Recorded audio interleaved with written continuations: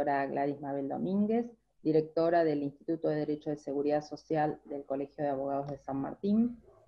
En primer lugar, quiero agradecer a todas las autoridades del colegio, en primer lugar al doctor Marcos Vilaplana, nuestro presidente, al vicepresidente primero, doctor Roberto Amantía, a la vicepresidenta segunda, Lidia Rodríguez, a secretaria, doctora Ginóbili, Adriana Ginóbili, en especial a nuestro secretario académico, el doctor Claudio Romera, y al hermoso equipo de Secretaría Académica. Todos nos brindan la posibilidad de llevar a cabo este ciclo de conferencias de capacitación profesional online en el ámbito de nuestra materia previsional y de la seguridad social. Asimismo, agradezco a todos y cada uno de ustedes por estar presentes, por su participación. La disertación del día de hoy versará sobre la seguridad social y el COVID-19, cómo garantizar el acceso a la justicia a los más vulnerables, que estará a cargo del doctor Patricio Jorge Torti Cerchetti, a quien le agradezco enormemente su generosidad al aceptar nuestra invitación y compartir su conocimiento en esta jornada. Para nuestro querido colegio y en especial para nuestro Instituto de Derecho y Seguridad Social es un honor contar con su presencia y también una gran alegría, ya que es la primera vez que nos visita. En esta oportunidad las circunstancias hicieron que la primera charla fuera por Zoom, pero esperemos que en breve podamos compartir alguna otra actividad académica en forma presencial. A continuación voy a leer el currículum abreviado del doctor Cerchetti, quien es secretario de la Fiscalía Federal de la Seguridad Social número 1, abogado egresado de la Universidad Católica Argentina, doctorando en Ciencias Jurídicas de la Universidad Católica Argentina, especialista en Derecho Judicial de la Universidad de Ciencias Empresariales y Sociales, diplomado en Seguridad Social de la Universidad de Ciencias Empresariales y Sociales, docente de Derecho de la Seguridad Social en la Universidad Nacional de Lomas de Zamora, director de las revistas Temas de Derecho Laboral y de la Seguridad Social, de Editorial RIUS, y Revista Argentina de Derecho de la Seguridad Social, Editorial IJ Editores. Publicista y también conferencista. Antes de iniciar, les hago una breve aclaración. Si alguno tiene que formular alguna pregunta, les pido por favor que lo hagan en el chat, y yo las voy a ir leyendo cuando el disertante termine con su exposición, y él las irá respondiendo. Bueno, doctor Patricio Jorge Torti Cerchetti, le damos la bienvenida en nombre del colegio y en especial del Instituto de Derecho y Seguridad Social. Le cedo la palabra. Bueno, muchas gracias. Buenas tardes a todos. Bienvenidos a este Zoom que en esta oportunidad nos convoca para ver un poco cuál es la situación de la seguridad social como derecho, pero también desde la perspectiva del fuero de la seguridad social, y el COVID-19 desde la perspectiva del acceso a la justicia, sobre todo de un sector más vulnerable de lo que es la sociedad. Antes de comenzar, obviamente, nobleza obliga, agradecimientos correspondientes a todas las autoridades del colegio por la invitación, especialmente a la doctora Domínguez, con quien he tenido oportunidad de charlar varias veces para formalizar este encuentro, así que bueno, muchas gracias por la invitación. Mis saludos también, no los puedo hacer particularmente a cada uno por un tema de tiempo y demás, pero a toda la audiencia. Espero que disfruten de este Zoom, y sin más preámbulos entonces voy a empezar a charlarles un poco.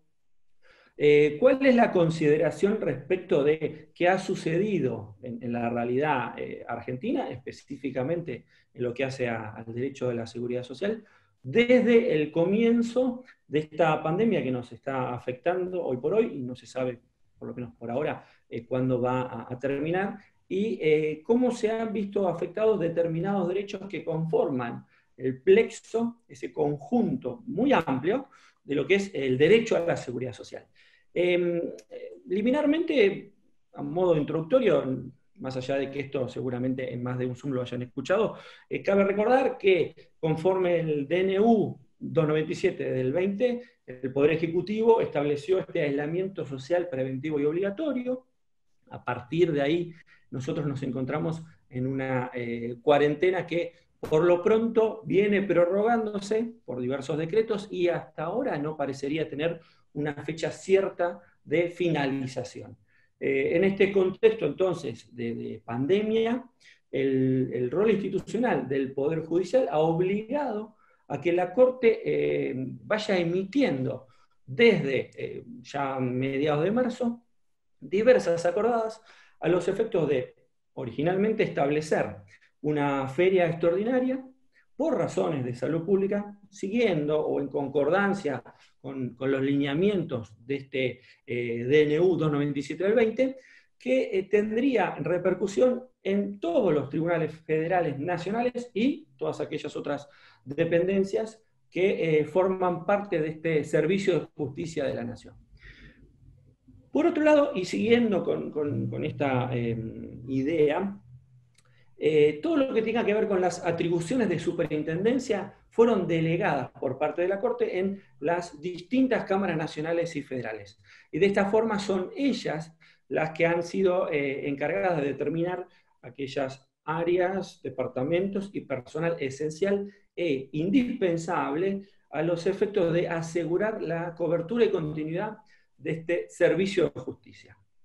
Con esa inteligencia, entonces, se habilitó el teletrabajo desde el domicilio para la prestación del servicio de justicia. Y, puntualmente, pero no de manera exclusiva, en lo que refiere a la Cámara Federal de la Seguridad Social, fue dictando sendas resoluciones refiriéndose en una primera oportunidad o primeramente a lo que serían las autoridades de feria, es decir, en sus orígenes había una sala de feria, un juez de feria y una fiscalía de feria. Luego se amplió esta mecánica y se empezó a hablar en estas resoluciones de la Cámara de jueces naturales y también se fueron incorporando, a medida que la cuarentena fue prorrogándose, se fueron incorporando diversas materias que podían ser tratadas, obviamente a criterio de los magistrados, en el marco de la vigencia de esta feria extraordinaria. Si uno esto lo fuese a resumir, aunque sea escuetamente, diría que se transitó y se viene transitando toda una feria extraordinaria que se caracteriza, por un lado, por tener un expediente papel, el clásico expediente papel. A ese se le suma un expediente digital y, junto con la implementación de este expediente digital, vale la aclaración que en lo que refiere al fuero especializado de la Seguridad Social, ya había un origen en lo que es el expediente digital de forma exclusiva, cuando estamos hablando de los expedientes de reparación histórica, pero lo cierto es que a esta implementación del expediente digital por la necesidad en el marco del COVID-19 y de la cuarentena, se le sumaron una serie de carencias en lo que hace a recursos técnicos, un sistema informático por lo pronto bastante cuestionado en algunos aspectos, hasta uno podría llegar a decir que desde una cierta perspectiva ineficiente, que es el Lexiem, desde la perspectiva puntual de lo que es el Ministerio Público Fiscal, se incorpora otra herramienta, otra plataforma para trabajar, que es el SINOPE, el sistema no penal, que hace las veces de vinculación entre el Lexiem y el sistema propio del Ministerio Público Fiscal, que permite, a la larga, como ya está ocurriendo, que los dictámenes fiscales puedan ser subidos al Lexiem de manera digital, y esto le da publicidad y obviamente permiten avanzar con este expediente digital. Y continuando con esta problemática, se da toda la dificultad propia del trabajo conectado de manera remota, para lo cual ustedes sabrán que desde el Poder Judicial y también desde el Ministerio Público Fiscal, el teletrabajo exige la disponibilidad de estas conexiones VPN, no disponibles en su gran mayoría, es decir, no todos tienen acceso a estos VPN, y en suma, como para la frutilla de postre, para terminar de cerrar esta idea, la idea de lo que es la jornada de trabajo y los horarios de descanso ha quedado totalmente desvirtuada. En muchos casos, uno teniendo posibilidad de interactuar con otros funcionarios y magistrados, ha llegado a la conclusión de que esta situación de teletrabajo o ha obligado a estar casi 24/7 pendiente del Lexien, del celular, del correo y demás. Por si esto fuera poco, también uno podría agregarle o sumarle que la sociedad en sí misma requiere y exige y demanda constantemente una justicia que sea equitativa, que sea imparcial, que sea transparente, menos burocrática y más rápida. Y a esto también se le suma esa falta de confianza en la justicia y esa lentitud que en definitiva no termina más que por generar una sensación de desprotección e inseguridad. No bien empezada la feria extraordinaria y esta cuarentena por pandemia, en una publicación en la editorial IJ, el doctor Fantini, al cual tengo mucho afecto, lo voy a intentar parafrasear, señalaba que esta pandemia pone en evidencia la importancia del rol que tiene que cumplir el Estado en relación a sus funciones de poder. Y con mucho énfasis o de manera especial mientras dure esta emergencia. Y estas funciones de poder especialmente recaen, por lo menos en este contexto que es a lo que a nosotros nos interesa, en la función ejecutiva y en la función judicial. Y ahí es donde se recalca esta idea de que el servicio de justicia es un servicio esencial. Como también ha terminado siendo reconocido que las actividades, el servicio que presta ANSES, la Administración Nacional de la Seguridad Social, también es un servicio esencial, conforme lo ha establecido en su resolución 99 del 20. Más allá, obviamente, de que pueda haber algunas críticas o cuestionamientos acerca de qué tan implementado esta idea de ANSES como servicio esencial se da en la práctica, lo cual seguramente más avanzada la exposición al tratar lo que podríamos denominar la casuística de este momento, veremos que muchas veces el alto nivel de litigiosidad que ha tenido o que ha repercutido específicamente en el fuero de la seguridad social está muy vinculado con la falta de articulación, la falta de implementación por parte de ANSES, en el sentido de, siendo él el encargado de garantizar todo lo que tenga que ver con seguridad social a nivel prestacional, no estaría operando en las condiciones que uno desearía, lo cual deriva obviamente en tener que recurrir a la justicia. Hablando un poco de esto de acudir a la justicia y del acceso a la justicia, la realidad es que este acceso a la justicia es en definitiva una expresión que puede tener o suele tener significados variados. Pero lo importante es que más allá de cualquier encarrilamiento o visión que se tenga respecto de lo que es el acceso a la justicia, no hay ninguna duda de que se trata de un derecho propio de todos los habitantes de la nación. Si quisiéramos hacer entonces una visión, un análisis acerca de lo que es este acceso a la justicia y lo quisiéramos enfocar puntualmente desde la Constitución Nacional, veríamos que esta noción, palabras más, palabras menos, de lo que es el acceso a la justicia, está disperso, está diseminado en el texto de la Constitución. Ya de por sí uno lo encuentra en el preámbulo cuando se refiere a afianzar la justicia. Después lo encontramos en el artículo 14, desde esta perspectiva del derecho a peticionar a las autoridades, y obviamente mucho más complementado y depurado conceptualmente en referencia a lo que es el artículo 18 de la Constitución Nacional, cuando establece garantías vinculadas con el debido proceso.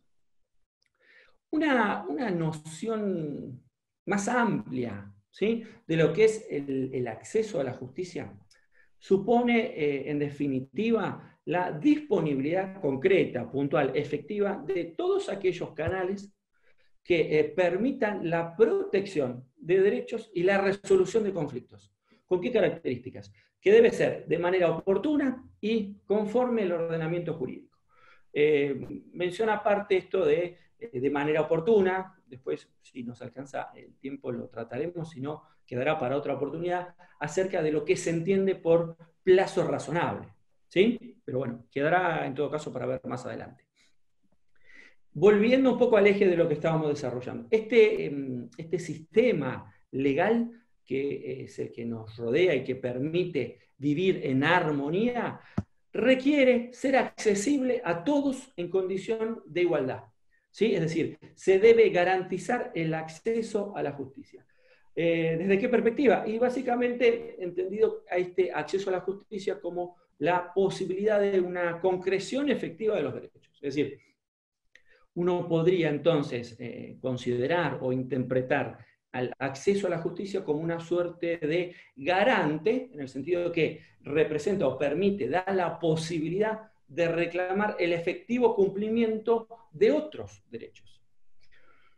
Siguiendo un poco esta lógica, este desarrollo conceptual de lo que es el acceso a la justicia, uno podría considerarlo como un valor en el sentido de que se superan un montón de formalidades procesales y de institucionales. De esta forma, lo que se permite es, de alguna forma, ¿no?, un derecho que posibilita el ejercicio de los restantes derechos. En este sentido, entonces, uno puede afirmar que el acceso a la justicia es un concepto, una noción más amplio que lo que es el acceso a la jurisdicción.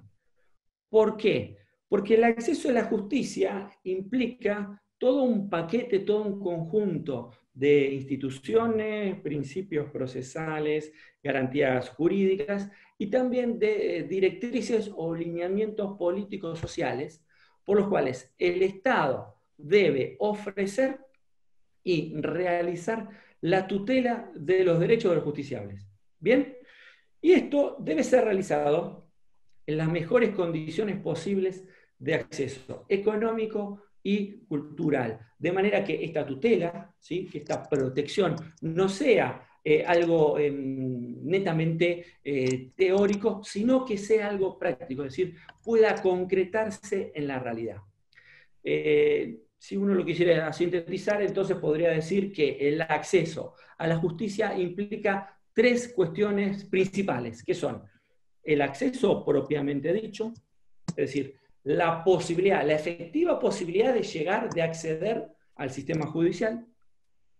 El segundo punto sería un buen servicio de justicia, es decir, no solo la posibilidad de acceder a la justicia, la posibilidad de acceder a la jurisdicción, sino también la posibilidad de obtener un pronunciamiento judicial, un pronunciamiento por parte de la justicia que sea justo, equitativo y, como ya habíamos señalado hace unos instantes, en tiempo o plazo razonable. Y el tercer elemento que conforma este acceso a la justicia es el conocimiento por parte de los ciudadanos de sus derechos y de los medios, de los mecanismos, de las herramientas para poder ejercer esos derechos. Y es acá donde se resalta la obligación del Estado de brindar y promover este acceso a la justicia. Como dato de color, acá podríamos incluir el rol que vienen desarrollando desde ya hace algunos años los CAG, los Centros de Acceso a la Justicia, que están en cabeza del Ministerio de Justicia y Derechos Humanos, o las famosas ATAJO, estas agencias territoriales de acceso a la justicia que forman parte de la estructura de la Procuración General de la Nación.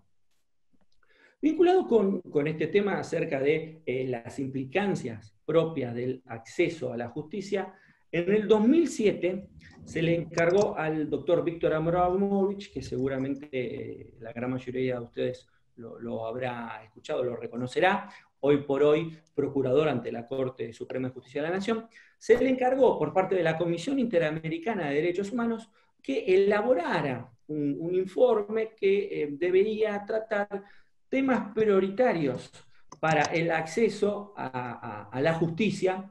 Y en ese marco, más allá de que obviamente es un informe mucho más extenso, por ahí las referencias que pueda hacer ahora van a ser breves en relación a eso, lo cierto es que este informe resalta la obligación de los estados, no solo desde la perspectiva estrictamente negativa, es decir, el rol del Estado por el cual se tiene que abstener de impedir o de interferir en el acceso a la justicia, sino que también resalta un rol, una participación fundamentalmente activa por la cual el Estado debe encaminarse hacia la remoción de todos aquellos obstáculos, ya sean normativos, sociales o económicos, que impidan, afecten o limiten la posibilidad de acceso efectivo a la justicia. Entonces, en este informe, repito que obviamente está muy escueto, ¿no? Por la disponibilidad de tiempo, este informe entonces establece 4 cuestiones centrales sobre la protección de los derechos económicos, sociales y culturales, que obviamente nos va a dar el pie para seguir avanzando sobre este tema. ¿Cuáles son esas 4 cuestiones centrales? En primer lugar, ¿sí?, remover todos los obstáculos económicos para garantizar el acceso a los tribunales. Es decir, la limitación, la restricción, cualquier obstáculo económico que impida al individuo, al miembro de la sociedad poder acceder a la justicia, tiene que ser desterrado. La segunda cuestión también central es la que refiere al debido proceso en el marco de los procedimientos administrativos, que es un dato no menor, teniendo en cuenta que la gran mayoría de las prestaciones de seguridad social tienen vinculación, nexo, derivación, o están en el marco de las facultades y atribuciones que tiene el Poder Ejecutivo a través de ANSES, y por eso, salvo casos excepcionales, rige el procedimiento administrativo. El punto siguiente, respecto de estas cuestiones centrales, también refiere al debido proceso, pero no ya el debido proceso en el procedimiento administrativo, sino el debido proceso en los procesos judiciales, obviamente en el marco de los derechos sociales, que es lo que estamos tratando ahora. Y para cerrar este tema, también se refiere este informe encargado del doctor Abramovich, respecto de la tutela judicial efectiva de estos derechos sociales, ya sea individuales, ya sea colectivos. En este marco, entonces, que, digamos, tiene referencia constitucional, tiene referencia a nivel internacional, la pregunta que uno trata de hacerse es cómo toda esta derivación a nivel internacional, en lo que refiere a directrices, es decir, al deber ser del derecho, cómo se enmarca, cómo se reduce, cómo llega a el derecho de la seguridad social, al fuero de la seguridad social y, en especial, en esta situación de pandemia por coronavirus. Y con este agregado de, más allá de que estemos próximos a la finalización, esta feria extraordinaria que viene rigiendo desde aproximadamente mediados de marzo. Para poder conectar entonces un poco estos temas, me parece importante hacer una referencia, más allá de que en principio asumo que la gran mayoría de los participantes, de los miembros de la audiencia, tienen alguna vinculación con el derecho de la seguridad social, en algún caso más puntual en lo que refiere al derecho previsional. Lo cierto es que me pareció interesante también hacer algunas reflexiones acerca de este derecho de la seguridad social. Y lo primero que uno puede concluir es que, en definitiva, este derecho de la seguridad social surge, se erige como un instrumento del Estado protector de necesidades sociales, a nivel individual, a nivel colectivo, que son producidas por determinadas contingencias, ¿no? Eso parecería una clase típica de seguridad social universitaria. Pero es importante empezar por algo. Esta seguridad social, entonces, es un ámbito del derecho, una rama, una especialización del derecho que ampara, protege, tutela a la persona como tal, y en ese contexto compromete a la sociedad con basamento, con apoyo en la solidaridad, en el principio de solidaridad, para la cobertura de las necesidades que son derivadas de contingencias sociales, y esto lo lleva a cabo mediante el otorgamiento de prestaciones. Eso sería, en resumidas cuentas, qué es el derecho de la seguridad social. Entendiéndolo así, este derecho de la seguridad social, se trata entonces de una tutela que proporciona este derecho y que en definitiva es un derecho fundamental de toda persona. Esto es importante recalcarlo.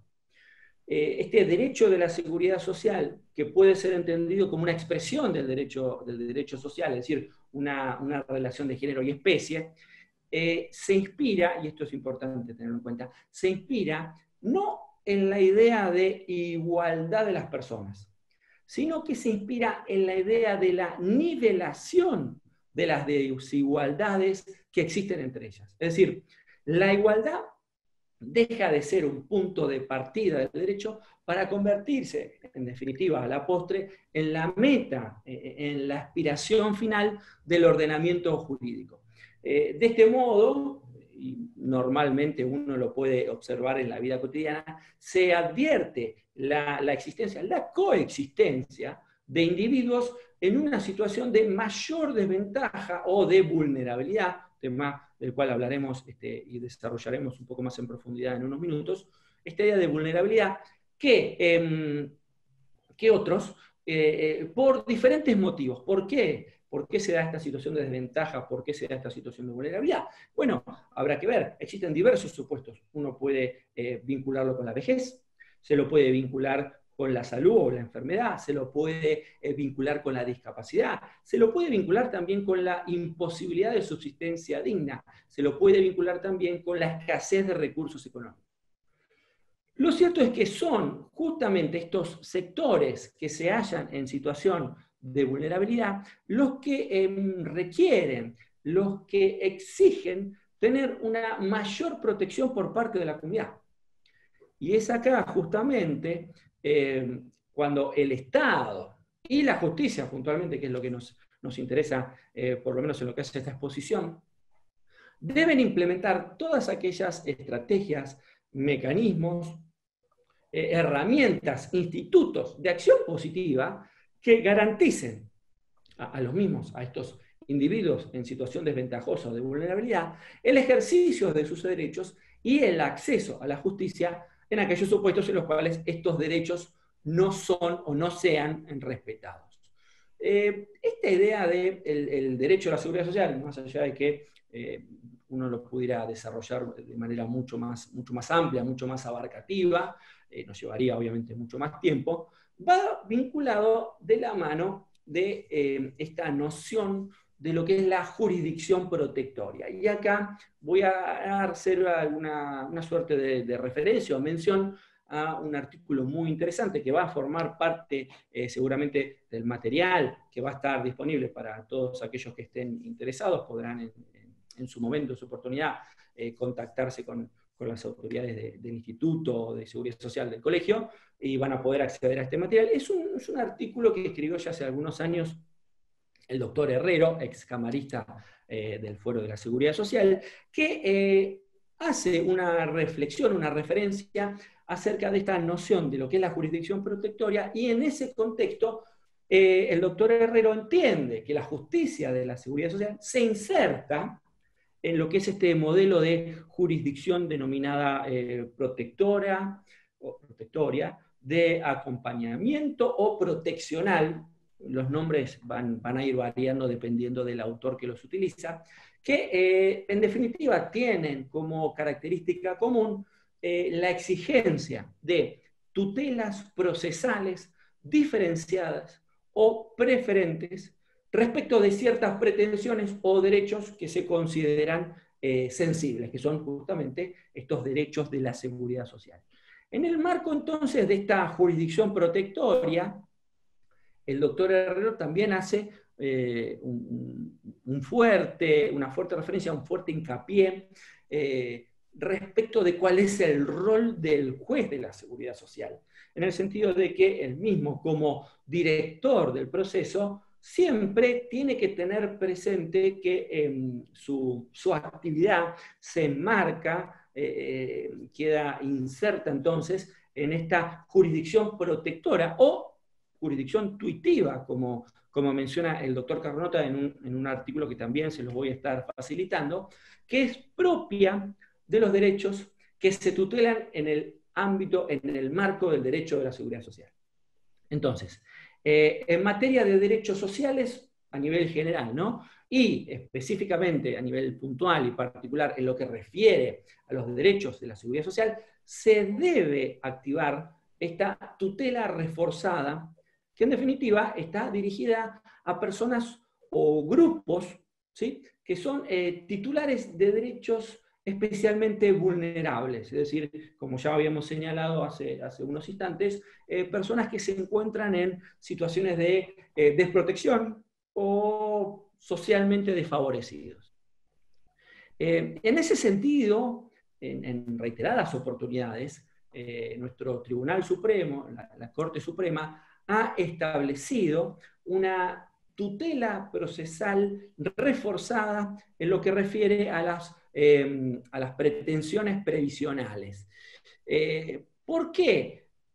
Básicamente por el contenido alimentario de estos derechos o de estos créditos en los cuales se funda, y en ese sentido ha entendido entonces la Corte que exige, o se exige, mejor dicho, una mayor eficiencia, una mayor celeridad y una mayor protección. Entonces, esta jurisdicción protectora se proyecta, en definitiva, se proyecta sobre conflictos entre sujetos que están en situaciones especiales o particulares sobre las cuales el orden jurídico le impone, exige, requiere brindar una tutela especial. En ese sentido, entonces, el magistrado, ¿sí?, en lo que refiere obviamente a lo que es la seguridad social, no puede perder de vista, no puede olvidarse que la persona que acude a él lo hace procurando o en búsqueda de restablecer una situación que se ha visto desbaratada, desarticulada o afectada por alguna contingencia que puede ser biológica, patológica, económico o social. En ese sentido, la Corte también ha puntualizado que el fin protector de las prestaciones de la seguridad social justifica adoptar aquel criterio que más convenga a la celeridad del juicio. En este sentido, entonces, debe recordarse, no es un dato menor para pasar desapercibido, que la urgencia es en definitiva una cualidad propia, una cualidad primaria en lo que hace a la pretensión de la seguridad social. Lamentablemente, en más de una ocasión se ha observado el extenso tiempo que ha transcurrido frente a pretensiones relativas a los derechos de la seguridad social, cuyo retardo en la tutela, en su protección, no han demostrado una justificación válida. Y esto, repito, por ahí podría ser un disparador para eventualmente en otra oportunidad reflexionar acerca de cuál es la noción de plazo razonable. Obviamente esto habría que aplicarlo a cada caso concreto, pero bueno, analizar si existe ese plazo razonable y si se ha cumplido con ese plazo razonable a la luz de lo que entiende por plazo razonable la Convención Americana de Derechos Humanos en su artículo 8. Bien, el derecho de la seguridad social, entonces, como lo venimos desarrollando, está destinado a brindar, a establecer aquellas herramientas para que los miembros de la sociedad puedan afrontar ciertas contingencias que, como ya señalamos, de una u otra forma lo afecten.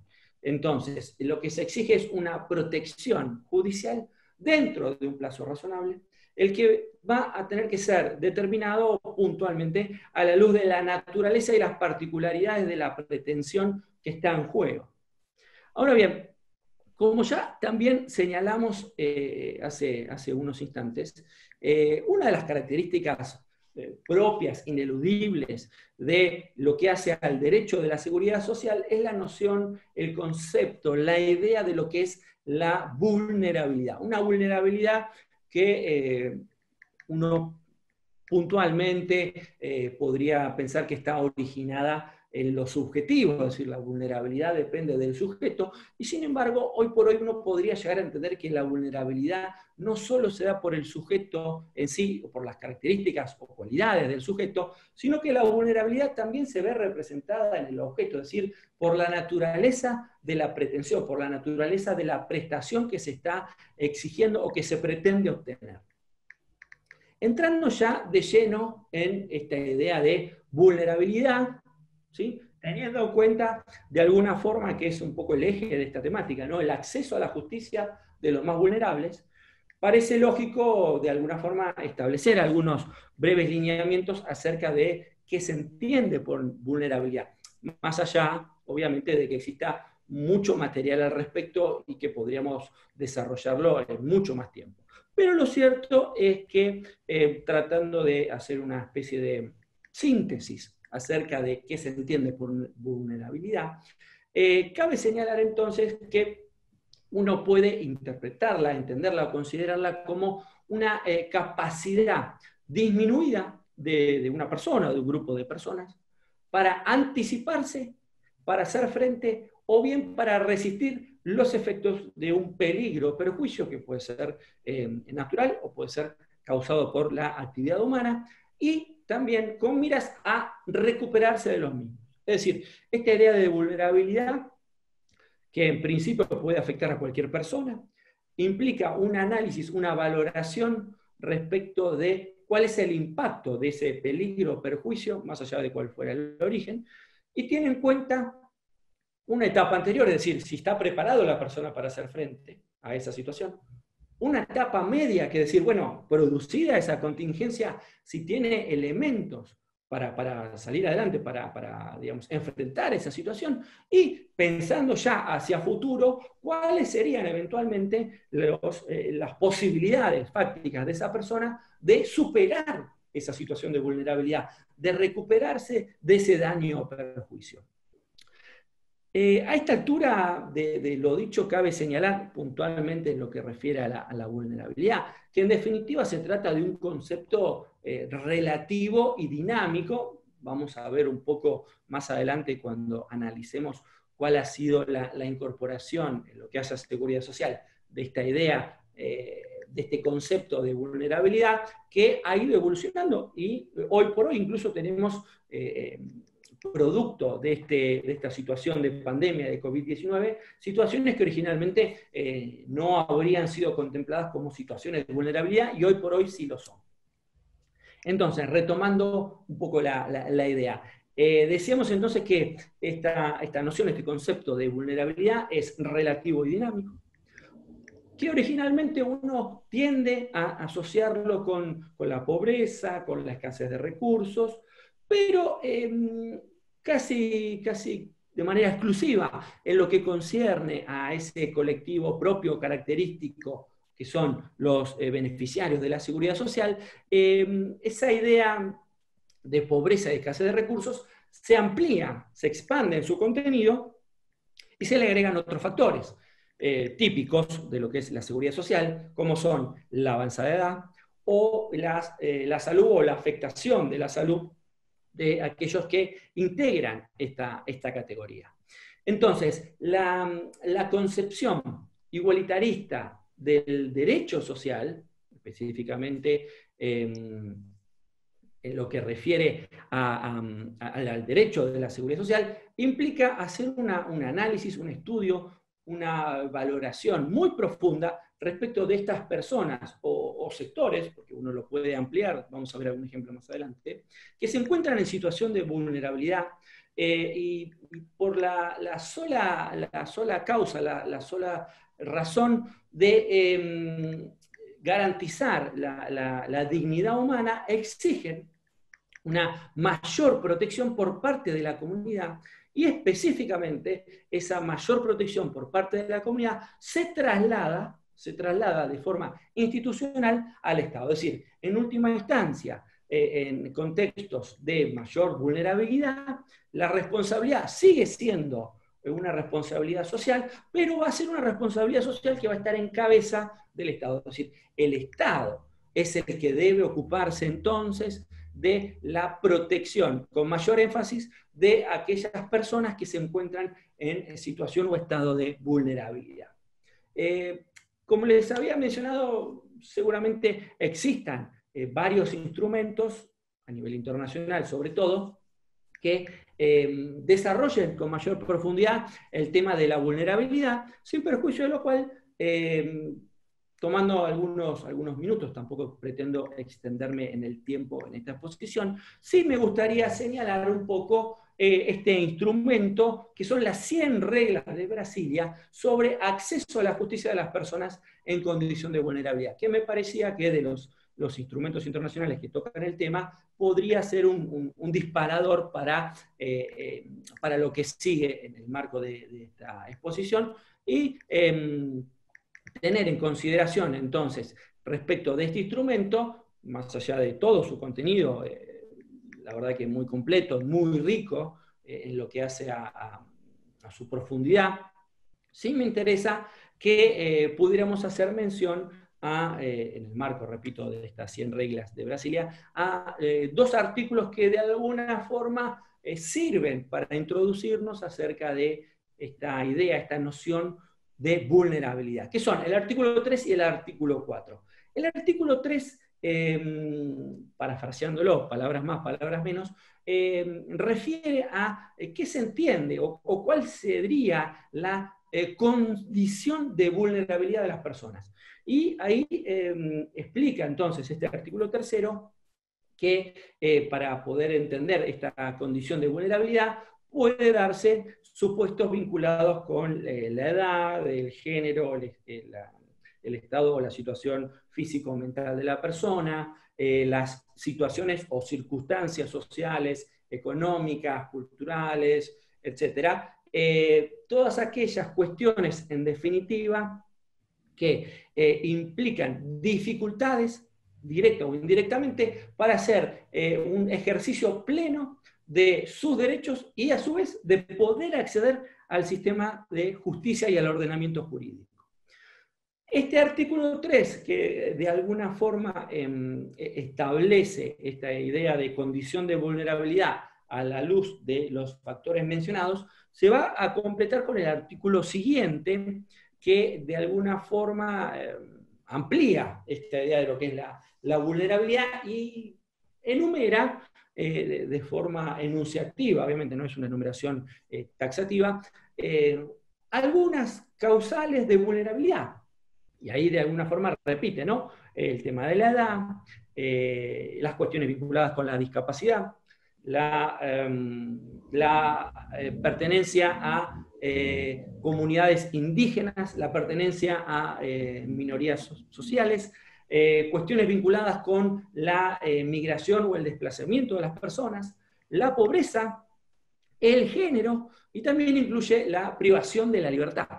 Y en definitiva, esta concreta determinación de las personas en condición de vulnerabilidad va a depender obviamente de las características, las circunstancias propias de cada uno de los estados, obviamente, y también del desarrollo económico y social de ese estado.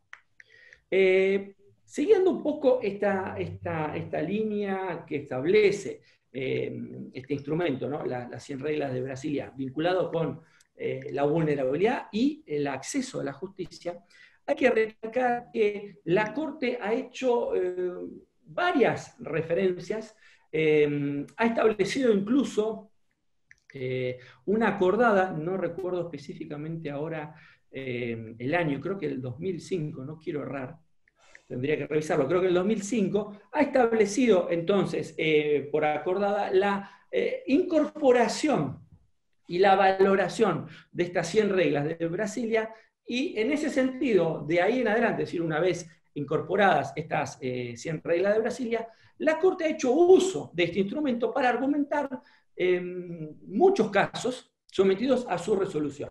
Para aquellos que estén más embebidos de lo que refiere a seguridad social, y casi diría específicamente en este caso vinculado con lo previsional, tengan, por ejemplo, que referencias a las reglas de Brasilia las pueden hallar en el caso Pedraza, ¿sí?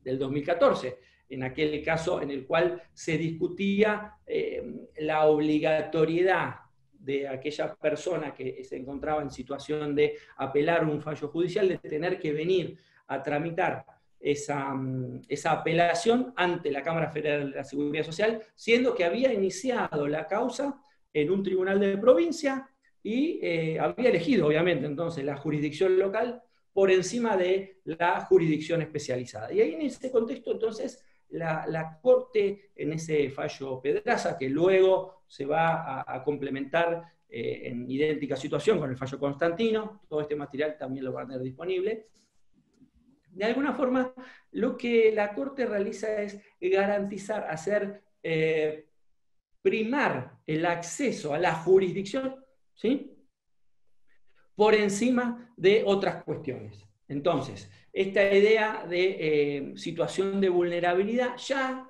se venía estableciendo, obviamente, ya había sido tema de análisis por la Corte, pero vemos cómo ya en el marco de las reglas de Brasilia, la Corte lo va incorporando y de alguna forma va estableciendo ya una vinculación entre la situación de la persona en el marco del derecho previsional, jubilado, pensionado, de alguna forma ya lo va encaminando, va estableciendo que por el hecho de ser jubilado o pensionado se encuentra en situación de vulnerabilidad, y esto va a ser reafirmado con posterioridad, no hace mucho tiempo, 2019, cuando uno analiza, por lo menos en lo que refiere al voto mayoritario de la Corte, el fallo García María Isabel, ¿sí?, por el tema de la aplicación de ganancias. Entonces, ya la Corte había establecido esta idea de garantizar a los sectores más vulnerables de la sociedad el acceso a la justicia, había establecido o incorporado nociones acerca de qué se entiende por vulnerabilidad, quiénes se encuentran en situación de vulnerabilidad. En su momento, repito, lo señaló en Pedraza, el año pasado lo señaló en García, cuando de alguna forma establece, más allá de la discusión acerca de cuáles eran los ingresos de la señora García en relación a si correspondía o no el pago del impuesto a las ganancias, lo cierto es que la Corte, por el voto mayoritario, consideró entonces que esa persona, por el hecho de ser jubilado o pensionada, obviamente acreditando la situación puntual, podría estar en el marco de ser considerada vulnerable, es decir, requerir una tutela especial, y por eso entiende, en definitiva, que corresponde eximirla del pago del impuesto a las ganancias. Es decir, en este fallo, la Corte, con basamento, ¿no?, con base, haciendo hincapié en la noción de vulnerabilidad,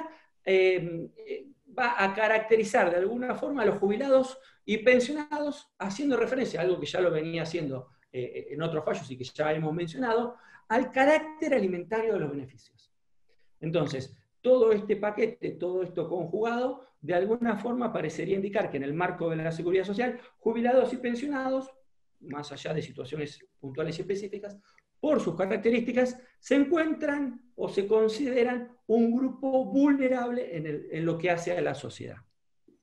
Ese mismo año, ya un poquito más avanzado, en el 2019, la Sala 2 de la excelentísima Cámara Federal de la Seguridad Social tuvo oportunidad de dictar una sentencia en una causa también vinculada con el acceso y el ejercicio de derechos fundamentales de aquellas personas que se encuentran en situación de vulnerabilidad, en este caso, por su condición de discapacitadas.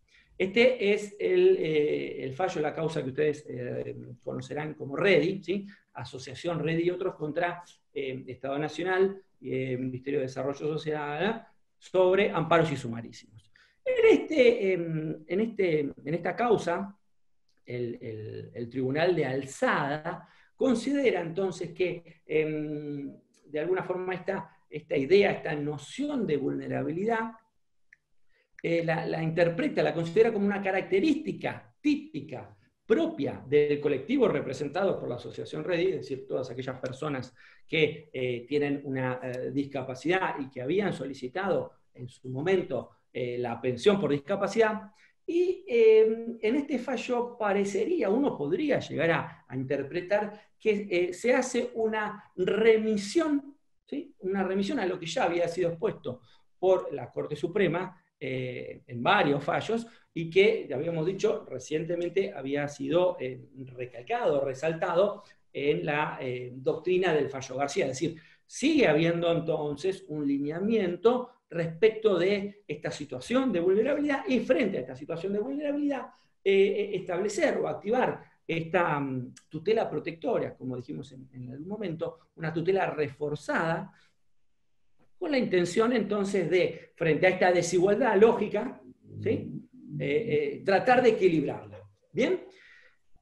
Recientemente, ya ahora sí entrando en lo que es este año, en este 2020, si bien todavía no hay fallo de corte, sí es interesante hacer referencia a la causa, les digo las iniciales, GRE contra Comisión Médica Central y ANSES sobre recurso directo, ley 24241, es una causa vinculada hacia la interpretación del artículo 49 de la 24241, en el cual intervino, hasta ahora, repito, no tiene resolución de la Corte, pero sí intervino el Ministerio Público, la Procuración General de la Nación, a través del procurador ante la Corte, el doctor Abramovich, en un dictamen muy interesante, muy rico en su contenido, y que recientemente ha sido comentado por el doctor Carnota. Ese también va a ser un material que les voy a estar enviando, junto con todo lo demás, en el cual, retomando, ¿no?, la idea de este fallo, de esta causa, en el cual lo que se analizaba es si la competencia de la Cámara Federal de la Seguridad Social, en los términos del artículo 49 de la ley 24241, para entender en el recurso directo contra la decisión de la Comisión Médica Central, lesionaba o no el derecho a la protección judicial efectiva, ¿sí? Acá es donde interviene el procurador, el doctor Abramovich, y en su dictamen, la verdad que muy bueno, por lo menos en opinión personal, en su dictamen el doctor Abramovich remite directa o indirectamente a lo que ya había sido sostenido por la Corte, que ya hemos mencionado, ¿no?, anteriormente, en los casos Pedraza y Constantino, entendiendo que en este caso concreto, ¿no?, se estaría afectando los derechos de una persona vulnerable por el hecho de tener una discapacidad, en cuanto se la hace viajar desde su domicilio, que es en Salta, hasta Cava, hasta la Ciudad Autónoma de Buenos Aires, para su revisación médica por parte del cuerpo médico forense. Y en ese sentido la conclusión es que hay una vulneración de esa tutela judicial efectiva. Es decir, esta idea de, frente a personas en situación de vulnerabilidad, exigencias que impliquen o restrinjan o compliquen el acceso a los prestacional, a los servicios por parte de los organismos de la seguridad social, debe ser rechazada a toda costa. Si uno, esto que de alguna forma lo venimos desarrollando en una casuística vinculada con la vulnerabilidad, lo traslada a lo que se ha estado viendo puntualmente en el Foro de la Seguridad Social desde el comienzo de la feria extraordinaria, casi acompañado de la cuarentena, hasta la fecha, hasta estos últimos días, pensando en que el 27 se vuelve, en principio, a reactivar, se levanta la feria extraordinaria, uno puede analizar que esta idea de vulnerabilidad se ha sostenido, es decir, se ha continuado defendiendo esta idea de protección y de garantizar el acceso a la justicia de las personas en situación de vulnerabilidad, pero también hay otra particularidad que me gustaría señalar, que esta idea de vulnerabilidad, que en algunas líneas anteriores señalaba como relativo y dinámico, también se ha sumado a todas estas menciones acerca de vulnerabilidad por edad avanzada, vulnerabilidad por salud, vulnerabilidad por discapacidad, se suman dos grandes supuestos que posiblemente en otros contextos o en otras situaciones no se hubieran observado con estas características, que han sido, por ejemplo, aquellas pretensiones que han sido motivo de habilitación de feria extraordinaria durante este periodo en la justicia de la seguridad social, vinculada con requerimientos sobre asignaciones universales por hijo.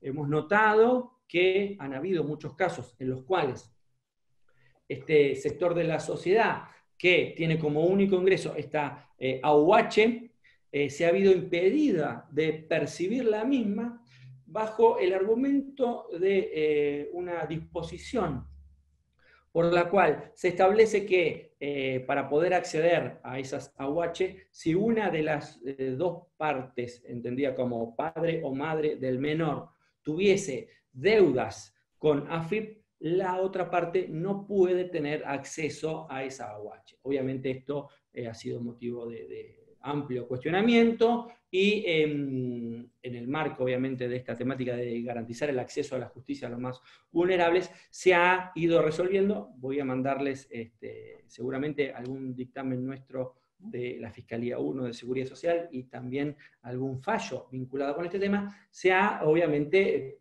garantizado este acceso concediendo medidas cautelares, abriendo los amparos en relación a estas temáticas.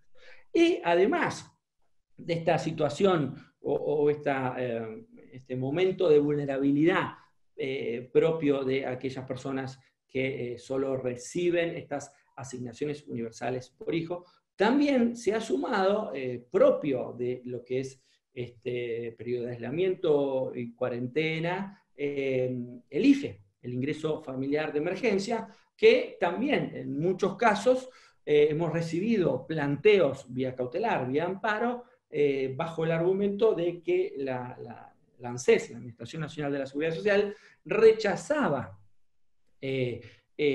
con poco fundamento, y en algunos casos sin ningún tipo de fundamento, la posibilidad de que las personas accedan, ¿sí?, a ese ingreso familiar económico. Situación que posiblemente en otro contexto uno no lo hubiera pensado. Hoy por hoy, una persona que en la normalidad podría ser un trabajador activo, se ve en esta situación, ¿sí?, de vulnerabilidad, teniendo que recurrir a este ingreso familiar de emergencia, y ante la negativa por parte de la administración termina acudiendo a los estrados judiciales, y es acá donde, repito, se ve muy concretamente, muy puntualmente, y en muchos casos de manera muy eficiente, el trabajo, el rol, no solo de los jueces, de los judiciales, sino también el rol que tiene en ese contexto el Ministerio Público Fiscal, ¿no? Para no prolongarme y extenderme mucho más en la exposición, ya a los efectos de alguna forma de ir cerrando un poco la exposición y la charla de hoy, sin perjuicio de que obviamente quedará abierto el debate. Todo esto es una especie de disparador, posiblemente surjan preguntas. Lo cierto es que desde esta perspectiva, estas líneas, esta exposición, pone en evidencia que la demora en el acceso o en la tramitación de las prestaciones previsionales provoca un disvalor y genera una denegación de justicia. Sin ir más lejos, otro del material que les voy a estar mandando, el fallo González Mirta, es una clara demostración de esta situación en la cual, como señalaba al comienzo un poco de la exposición, ¿no?, la falta de funcionamiento a pleno por parte de ANSES, más allá de cualquier crítica que se pueda hacer, lo cierto es que esa falta de funcionamiento efectivo provocó también el aumento de la presentación o las presentaciones, solicitando habilitación de feria y solicitando el respaldar por parte de la justicia, a los efectos de que ANSES responda a los planteos por parte de jubilados y pensionados que en muchísimos de los casos se veían imposibilitados de avanzar con sus expedientes, de hacer presentación de documentación, de poder continuar con beneficios porque se los daban de baja sistemáticamente y no había forma de volver a activarlos, toda vez que ANSES lo que hace presencial tenía las puertas cerradas, es decir, todas sus oficinas estaban cerradas. En ese contexto, entonces, también se generó toda esta situación de vulnerabilidad que, en definitiva, afecta, pone en riesgo la protección, la tutela efectiva de todos los miembros de la sociedad. Porque en definitiva todos los miembros de la sociedad participamos de la seguridad social y todos los miembros de la sociedad en alguna oportunidad podemos llegar a tener que acudir a ella. Y en este contexto entonces me parece importante resaltar que el grupo completo, el esquema completo de lo que son los operadores, ¿sí? Los judiciales, los abogados, el Ministerio Público, ANSES, los peritos, uno también los quiere agregar, todos y cada uno desde su lugar y desde su función específica, tenemos que asumir este rol que tenemos y que nos toca con un compromiso social. Con un compromiso social entendiendo que estas prestaciones en materia de seguridad social son de carácter alimentario, en su gran mayoría, y si bien puede darse el caso de que no sean estrictamente de carácter alimentario, sí están estrechamente vinculadas con cuestiones de salud y por lo tanto requieren una atención urgente. Y desde esa perspectiva, entonces, la justicia de la seguridad social, más allá de que obviamente en la oportunidad de esta disertación vaya un poco más allá de la justicia propia de la seguridad social, pero sí en el marco de lo que es la justicia federal, en esta emergencia debe ser un servicio conveniente en tiempo y forma, respecto del cual entonces la sociedad se sienta orgullosa en una época en la cual realmente no es así, se lo critica mucho, se cuestiona mucho al Poder Judicial y en alguna medida también al Ministerio Público Fiscal en lo que hace a seguridad social, sobre todo o máxime tratándose de estas prestaciones que podemos catalogar para hacer un gran grupo de manera previsional, que están destinadas a un sector de la sociedad que se caracteriza, como ya dijimos, por la vulnerabilidad, ya sea por la edad avanzada, por el estado de salud, o bien, como también señalamos, por situaciones de discapacidad, y ahora incorporados también todo lo que tenga que ver con contingencias económicas, ¿no? Hicimos referencia a la SAUH, hicimos referencia al IFE.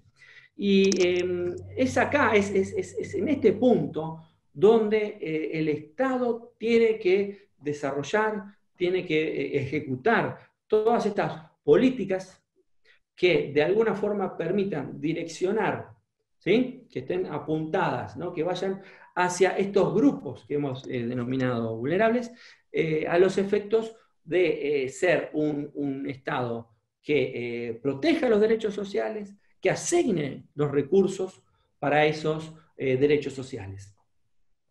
En definitiva, considero, para ya con esto sí culminar con esta presentación, que esta pandemia por coronavirus nos ha puesto una exigencia aún mayor de la que ya veníamos teniendo. Es un desafío que tenemos que afrontar hoy por hoy. Las situaciones de vulnerabilidad en el marco de esta pandemia se han potenciado, como ya señalé, algunas que normalmente no eran consideradas, por lo menos en estos términos de vulnerabilidad, hoy por hoy sí lo son y se han incorporado, y otras que históricamente han sido situaciones de vulnerabilidad vinculadas con la edad avanzada y con cuestiones de salud, en el marco de la afectación de esta pandemia y el efecto que produce en la salud el COVID-19, no hace más que exigir entonces una protección más abarcativa, más fuerte para tutelar a estas personas en situación de vulnerabilidad. Bueno, con esto doy por cerrada entonces la exposición. Les agradezco a todos por la deferencia de haber estado acá escuchándome y obviamente quedo abierto a cualquier tipo de pregunta o lo que quieran conversar. Muchas gracias, doctor. Ha sido muy clara su exposición. Bueno, también quería agradecer a muchos de los participantes que están de la provincia de Córdoba y de otras provincias del interior, así como, bueno, todos los de Cava y provincia de Buenos Aires. A la doctora Claudia Pons, que también es directora de instituto en la provincia de Córdoba, a la doctora Karina Banstra del Instituto de Lomas de Zamora, a la doctora Gabriela Reduello, que es vicedirectora o codirectora del Colegio de San Isidro, del instituto de ahí, bueno, y a todos en especial y particular. Tenemos infinidad de agradecimientos por su claridad, su exposición y algunas preguntas. El doctor Schulmeister me está pidiendo si existe la posibilidad de que usted tenga el fallo o el artículo que apareció en RIUS sobre hija incapacitada y divorciada como beneficiaria de pensión. No sé en qué número o de qué fecha. Sí, a ver, lo tengo, tanta memoria no tengo, sí, lo tengo individualizado, lo recuerdo, sí. Bueno, lo agrego al material y no se preocupe y yo después se lo paso directamente, así dispone del artículo. Sí, lo tengo. Se lo estoy mandando después. Y también acá dice renta vitalicia sin componente público. Un artículo también que apareció. Sí, también, sí, de la doctora Paniza, secretaria del juzgado 6, donde está Fantini. Sí, también se lo consigo y se lo paso. Lo sumo también al material, entonces. El doctor Santiago Schulmeister le agradece, como siempre, tan claro. Lástima de Platense, no sé si tendrá que ver algún... Bueno. Nadie es perfecto. Yo no lo sabía ese detalle, pero bueno, le agradezco. Me lo guardo, no lo pongo en el currículum ese, me lo guardo. Claro, por eso, bueno, si sabía. Bueno, y le agradece si puede usted remitir en el material esos dos artículos. Sí, claro que sí. Bueno, todo es muy clara la exposición, felicitaciones. A ver si estoy buscando.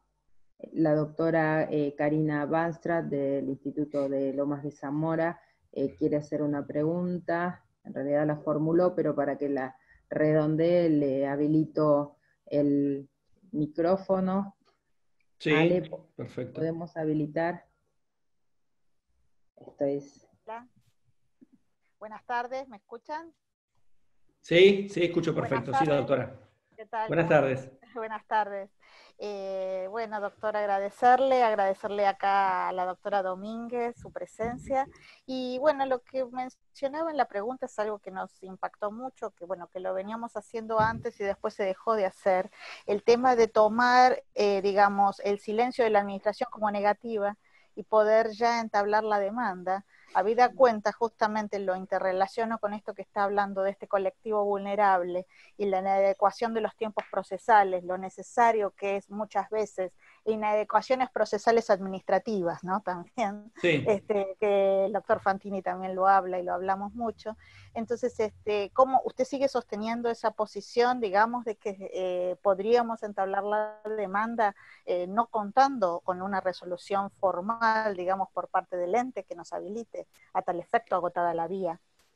Sí, nosotros tenemos lo que hace al Ministerio Público, recuerdo, ya creo que ya se mencionó, pero por las dudas, nosotros en el Ministerio Público, donde ya hace tiempo que vengo trabajando, tenemos una doctrina muy sólida en ese sentido, por el cual en definitiva, ¿no? Somos una suerte de prohabilitación, más allá de que obviamente el Ministerio Público no resuelve, pero sí, de alguna forma, nuestros dictámenes orientan un poco o pueden colaborar en la orientación para el juez. Sí tenemos este perfil, entonces, prohabilitación con el contenido resumidas cuentas, por el cual afirmamos que en definitiva el acceso, la habilitación a la instancia es justamente el acceso a la justicia. No estamos resolviendo sobre el fondo, no se le está reconociendo el derecho ni nada, ni mucho menos, sino que lo que estamos diciendo es, a ver, permitirle a esa persona que venga a la justicia y acá hagamos el debate, acá en la justicia,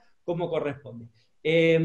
Han sido muy pocos los casos en los cuales no coincidimos en este criterio con los juzgados. Es decir, nosotros decimos esto, el juzgado acompaña. En algunos planteos en los cuales puede o pudo haber algún tipo de debate, en este contexto hoy por hoy no lo puedo afirmar. En otras épocas a veces nos pasaba con el juzgado 5, que era a veces muy estricto, muy meticuloso con el tema plazos, nos han mandado en vista y nosotros volvíamos a sostener eso en el sentido de que entendíamos que en principio estaría habilitada la instancia. La verdad que ponerse a discutir 1 o 2 días de plazo o si efectivamente... A ver, no hubo respuesta, yo considero que si viene por el silencio de la administración, para mí está totalmente habilitado.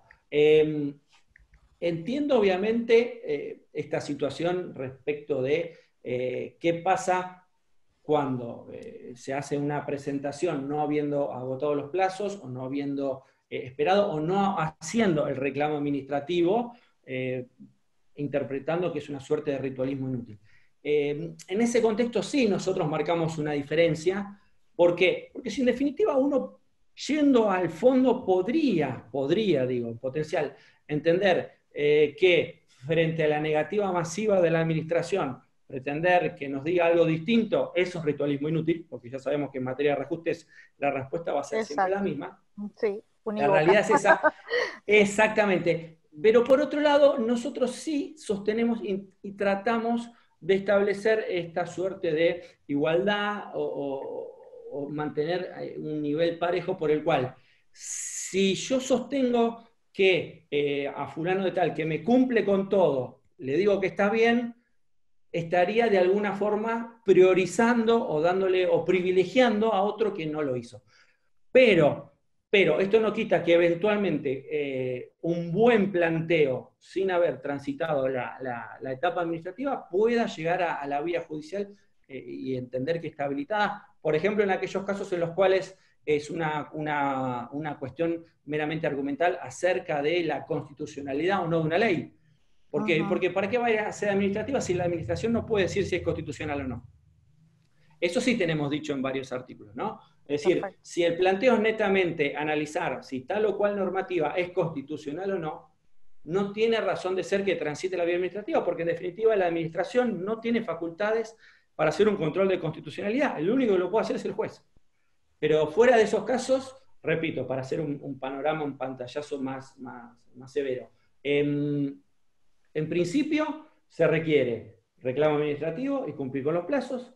Excepcionalmente podrá interpretarse que si no hay denegatoria habrá silencio, ¿sí? Siempre con esta idea de estar en principio a favor de la habilitación, a los efectos justamente no de garantizar el acceso a la jurisdicción en este contexto de personas en situación de vulnerabilidad, y recién en una tercera etapa uno puede analizar esta casuística acerca de ¿es o no ritualismo inútil? ¿Está o no habilitada la instancia porque se pasaron los plazos? Bueno, es más puntilloso todo.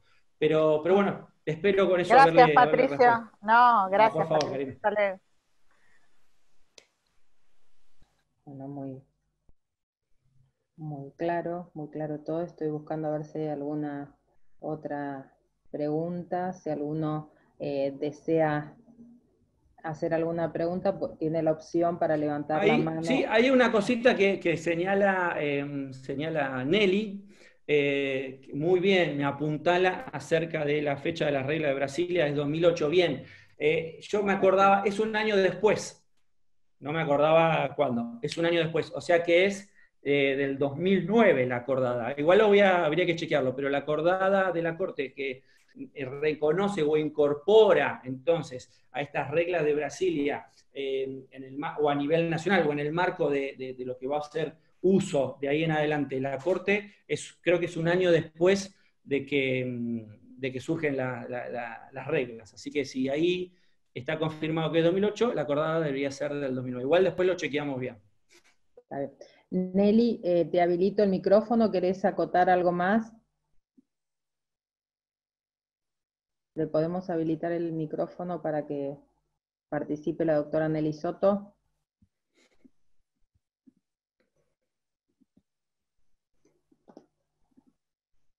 Llega. Hola. Hola. Hola. Hola.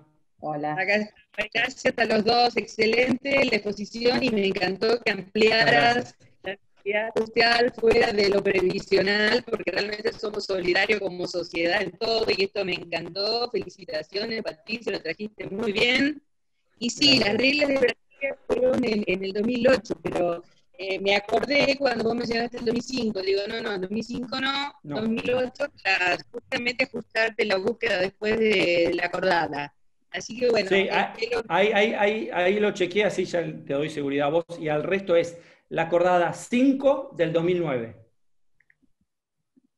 Correcto, gracias. Ahí pero está. bueno, es bueno Ahí está. ese tiempo y forma porque había estado en la Facultad de Derecho en la conmemoración que se hizo latinoamericana cuando vinieron todos en el 2018, entonces eso es clarísimo, ¿viste? Sí, perfecto, sí. No, estuviste bien porque, a ver, es un dato que hay que remarcar. Yo la verdad que en algún momento se me chispoteó ahí los años, no me daban las cuentas, pero bien, gracias Nelly por Y apuntar. otra cosa, yo creo que la facilidad que tenemos en la seguridad social, lamentablemente no están cumpliéndose esas reglas en ningún ámbito, porque si vos ves, para que el derecho de la seguridad social pueda existir, tenemos que recurrir a la inmediatez del artículo 43 de la Constitución Nacional, que generalmente termina dilatándose también porque no es de fondo, sino que bueno, no se resuelve el fondo, se resuelve la forma de inmediatez, pero seguimos navegando en una falta de equidad y demás. Así que bueno, en cuanto coincido en lo que vos decís. ¿A qué referiste? Sí, yo coincido mucho en lo que vos señalás porque, a ver, no recuerdo ahora si en algún momento de la exposición lo señalé, pero es una realidad. En lo cotidiano y lo que se ha visto en este último periodo, ¿no? Ya ahora, bueno, uno ya está pensando que se levanta la feria y se trabajará de otra manera, pero en este periodo fuerte de habilitación de feria, se ha visto mucho, un punto de referencia puede ser este fallo González Mirta, en donde como ANSES no te respondía, no podías iniciar los trámites, no tenía ninguna forma de avanzar. Todos tus casos, todas tus situaciones que estaban en un limbo, ¿no? O sea, cualquier jubilado, pensionado, alguien que quería un retiro transitorio por invalidez, estaba todo en un limbo, no había forma de solucionarlo.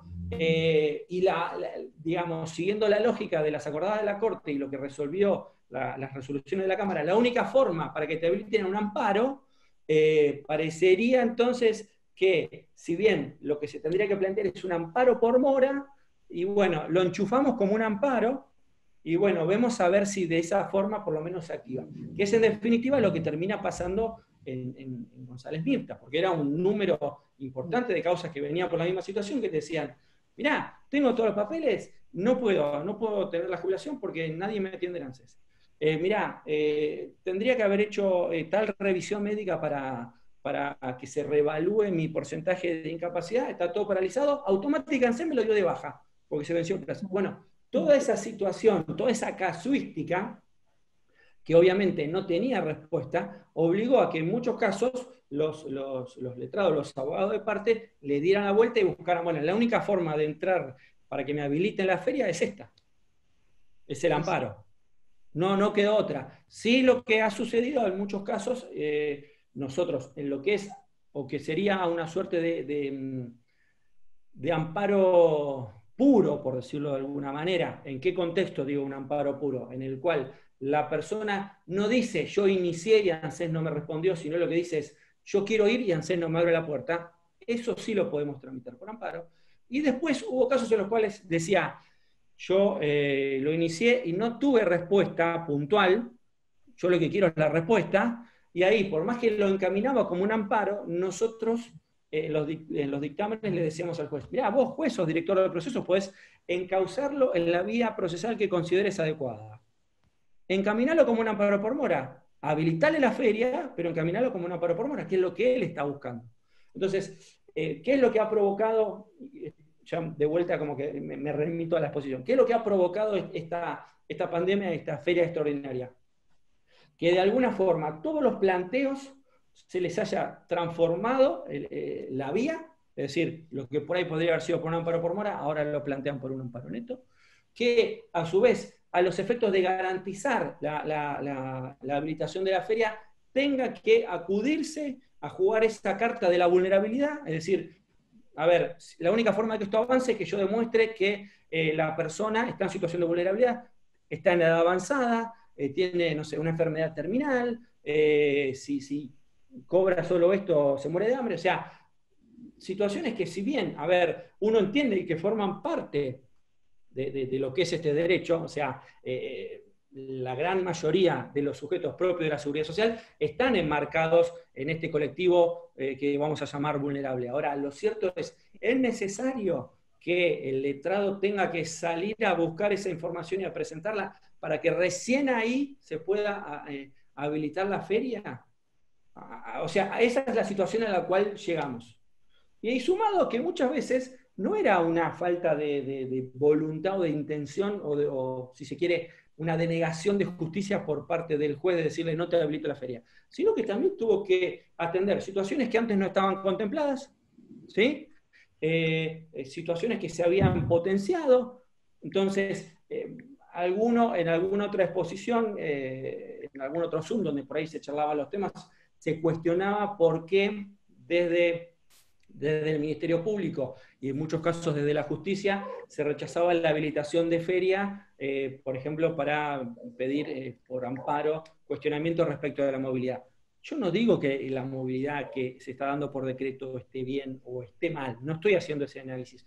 Lo que sí estoy haciendo es una interpretación casuística por la cual, si yo tengo un recurso X para administrar justicia y tengo que analizar entre aquella persona que, por ejemplo, ¿no? Para hacer números redondos, tiene un ingreso de jubilación de 120.000 pesos y me dice que no es la movilidad correcta, y después tengo una persona que está cobrando una pensión por AFJP de 2.000 pesos y me pide el haber mínimo, y yo tengo que priorizar eso.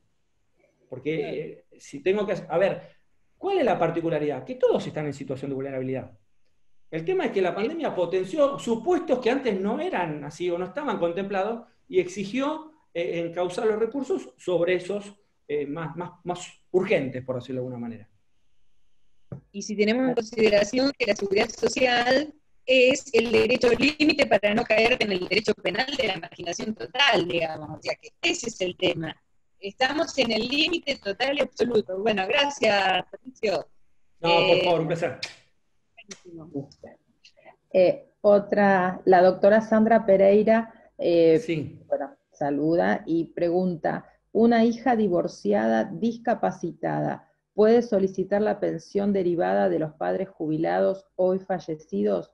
No obstante la situación de vulnerabilidad por su condición, ¿habría que acreditar también el dinero de las personas con las que vive, con las que actualmente vive, por ejemplo?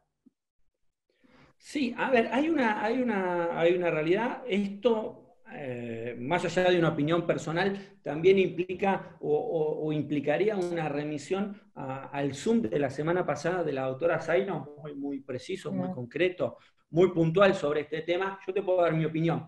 Desde el análisis, desde el análisis de lo que se puso hoy de la vulnerabilidad. Yo entiendo que esta idea de vulnerabilidad y del acceso y del derecho de la seguridad social requiere contemplar caso por caso. Por eso te digo, no puedo generalizar. Sí, lo que te puedo decir es que en ese caso, acreditadas las circunstancias y la situación por la cual esa persona, esa hija, tiene discapacidad y está en situación de vulnerabilidad, y los ingresos o la plata con la cual dispone y no tiene bienes y demás, la posicionan en esa situación de vulnerabilidad, a mí me permitiría analizar el caso si viniera por mi fiscalía y entender que sí es posible que tenga derecho y acceso a ese beneficio.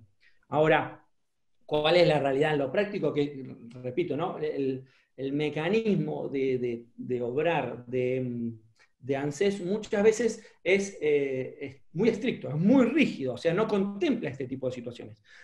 O sea, solo se queda con la normativa, o incluso, si se quiere, una resolución interna, entonces dice, bueno, si esa persona que me está pidiendo no está en este supuesto, yo no le doy nada. Esa sería la respuesta normal de ANSES. Entonces, ¿cuál es la situación? Argumentar, plantear, estructurar un caso por el cual, a la luz de, por ejemplo, lo desarrollado hoy, más allá de que se pueda profundizar con algunos fallos, incluso algo de lo que me señalaba del material extra para sumar, por ahí le puede servir, la realidad es que hoy por hoy la única forma de obtener desde la seguridad social algo prestacional es a través de la justicia. Parecería que directamente por lo administrativo es muy difícil. Repito, ¿no? En estos casos excepcionales. Entonces, la forma de lograrlo es que la presentación conmueva, convenza al magistrado, obviamente también a nosotros desde el Ministerio Público, porque nosotros también participamos, somos como la previa de lo que va a ser el fallo, digamos, ¿no? Si no me convences a mí, menos vas a convencer al juez, eso es sencillo. Entonces, lo que hay que tratar de hacer es convencer, generar una suerte de entendimiento de que esa situación, por más que no esté contemplada en otro supuesto, amerita una cobertura, amerita una prestación, amerita que se la considere vulnerable y en ese sentido la cubra la Seguridad Social. ¿Es viable? Sí, es viable. ¿Se puede hacer? Sí, se puede hacer. No puedo garantizar el éxito en este contexto, obviamente, no, hay un montón de parámetros para tener en cuenta. Pero bueno, en respuesta a la pregunta, sí, bien planteado, bien argumentado, con doctrina al respecto, con jurisprudencia al respecto. Sobre todo también, y en esto que en muchos casos lo he visto, pero no siempre, hay que incorporar también los tratados internacionales, ¿sí? A sugerencia para todos los letrados, ¿no? Vayamos un poquito más allá, digamos. Muchas veces la respuesta no está en la ley, muchas veces la respuesta no está nada más en la doctrina o en algún fallo de corte. Muchas veces la respuesta la tenemos que tomar de afuera, ¿sí? Después alguno podrá decir, bueno, pero lo de afuera no siempre se condice con la realidad. Bueno, está bien, ese es otro tema, pero siempre hay que ir por lo más. Planteemos eso y después veamos el resultado. ¿Sí? Perfecto. La doctora Claudia Pons, de Córdoba, Sí. dice que en su provincia se pidieron medidas autosatisfactivas para cobrar, por ejemplo, un beneficio, como otra manera de acceso a la justicia. Sí. El tema de las autosatisfactivas. A ver, en primer lugar, un saludo a Claudia, que la aprecio mucho, tengo mucha confianza, muy buena relación con ella. Me acuerdo cuando nos vimos en Mar del Plata que me trajo unos alfajores muy ricos, le agradezco. El tema de las... Ahora sí, retomando el tema. Sí, ahora retomando un poquito el tema. El tema de las autosatisfactivas es... por una medida autosatisfactiva yo puedo lograr que se agote en sí misma mi pretensión. ¿Qué nivel de intervención, de análisis, de resolución tiene esa causa? A ver, no sé si soy claro en el planteo. Una medida autosatisfactiva, incluso, a mi entender, es más breve, más escueta que un amparo. Entonces, si yo para obtener un beneficio tuviera que hacer la vía ordinaria, ya de por sí es largo. Si yo lo acorto a un amparo, bueno, lo acorto. ¿Se puede acortar más todavía a una medida autosatisfactiva? Es decir, ¿qué pasa con esa medida autosatisfactiva? Por ahí el juez dice, concédase el beneficio, no sé el nivel de análisis. Desde el acceso a la justicia, desde la tutela de la vulnerabilidad, es genial, es excelente. ¿Por qué? Porque en definitiva es una respuesta inmediata. El tema es qué pasa después con eso. Para mí sería el día después de mañana. Yo soy más partidario, o sería más partidario, de no una autosatisfactiva que se agotaría en sí misma, sí una medida cautelar. Porque la medida cautelar, al ser provisoria, me permite el día de mañana, superada la pandemia, o con un ANSES totalmente operativo, una revisión absoluta, y ahí después eventualmente tener una definición definitiva. Yo, mientras tanto, con la medida cautelar, obtuve respuesta, ¿no? ¿Qué es lo que sucede? Yo digo esto y me acuerdo de un Zoom de hace un par de meses, no me acuerdo quién era que exponía, pero era un directivo del Instituto de Seguridad Social de España, en alguna medida parecidos a nosotros, en otra medida otra realidad. Lo cierto es que ellos tenían esta pauta o esta postura de dar beneficios de manera provisoria, que es lo que le faltaría a ANSES. Es decir, dáselo provisorio, situación de pandemia, mientras dure esto, yo te lo doy. Se reactiva todo, te hago una nueva evaluación. Ahí analizamos todo y vemos si está todo en regla. Esa me parecería que por ahí sería la solución más saludable. Por eso digo, en el marco de las autosatisfactivas, es genial porque es una respuesta inmediata, o sea, que es lo que estamos buscando, ¿no? En definitiva. Ahora, mi pregunta es, ¿qué pasa el día siguiente? Es decir, el día 1, post cuarentena, ¿qué pasa? ¿ANSES vuelve todo para atrás? ¿ANSES te puede hacer un planteo? ¿Vos ya con esa autosatisfactiva te queda para toda la vida? O sea, ¿tu derecho está en esa medida autosatisfactiva? Esa es mi duda, por eso digo, ¿no? Me gustaría después, en todo caso, lo charlo por afuera con Claudia, a ver qué está pasando con esas autosatisfactivas, porque repito, es muy interesante como respuesta. A mí puntualmente me plantea esta interrogante de qué pasa el día siguiente. Pero repito, la solución sería, por lo menos, por parte de la administración, de decirles, te lo doy. Provisorio, te lo doy. ¿Te faltan los papeles? Listo, se termina la cuarentena y lo vemos. Me traes lo que te falta. Tenés que hacerte una revisión médica para ver el grado de incapacidad. Yo te sostengo el beneficio. Después, cuando la superintendencia pueda volver a atender, listo, te hacemos la evaluación y vemos cómo seguimos. Eso me parece que es lo que está faltando. Obviamente es una falla que va más allá de la justicia, me parece que es netamente de la administración, del ejecutivo, de ANSES, que sí acá reconozco, así como dije, hay similitudes y diferencias con lo que pasa en España, acá sí reconozco que este director del instituto allá en España decía, bueno, cada uno se llevó sus cosas, cada uno tenía una computadora, o sea, hay otra forma, hay otro manejo, otra posibilidad, otros recursos para hacer lo que hoy por hoy entendemos como teletrabajo. Es decir, esa situación de avanzada que tienen ellos también les permite esto. Mirá, te lo doy provisorio, te lo cargo todo en el sistema, el día 1 post cuarentena, te cito al instituto y evaluamos si te corresponde o no el beneficio, si lo tenés que seguir. Obviamente trasladado acá es muy difícil, pero digamos, uno siempre tiene que pensar el ideal. Después vemos cómo lo resolvemos acá en lo cotidiano. Después esto igual lo voy a hablar, lo de las autosatisfactivas con Claudia, por afuera. Sí, después organizas algo y te invitamos de nuevo al colegio, porque es un tema muy importante, el de las autosatisfactivas y cómo se concretan, y bueno, y siempre sirve para salir de estas situaciones de emergencia. La doctora Mónica Garmendia dice que la medida autosatisfactiva, siguiendo la doctrina de Peirano, se agota cuando la justicia le otorga la medida cautelar. Claro, sí. Sí, no sé si quiere decir algo, si no lo respondía. Sí. Doctora Garmendia, ¿quiere hacer alguna pregunta? ¿Le habilito el micrófono? Sí. Bueno, ¿qué tal? ¿Cómo están? Siguiendo la doctrina de Peirano, de Rosario, que hace muchos años que en la Asociación de Derecho Procesal, hace como 30 que viene sosteniendo esta doctrina, un poco resistida también por la doctrina judicial, porque es una medida tan rápida que supera el amparo, pero en estas cuestiones, sumada a la vulnerabilidad y al reconocimiento de los derechos humanos de los adultos mayores, y a temas que no se pueden solucionar tan rápido, creo que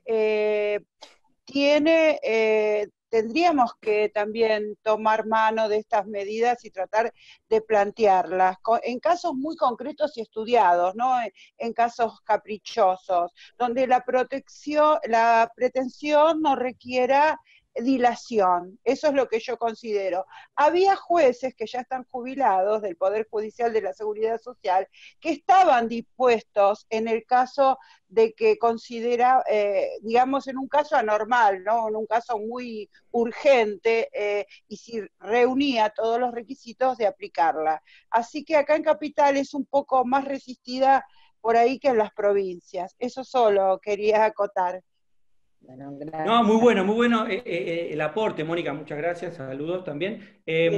Yo sigo un poco esa doctrina de Peirano y Arasi, si se quiere, hay varios procesalistas que hablan un poco sobre esta idea de la medida autosatisfactiva. Pero justamente, por las características, ¿no? Una medida que se agota en sí misma, uno normalmente, ¿no? Yo desde lo que he estudiado, la interpreta para aquellos casos que justamente se agotan en sí mismos, no para cuestiones prestacionales. Es decir, una medida autosatisfactiva sería, por ejemplo, para que le den un medicamento, o sea, listo, me das el medicamento, ya está.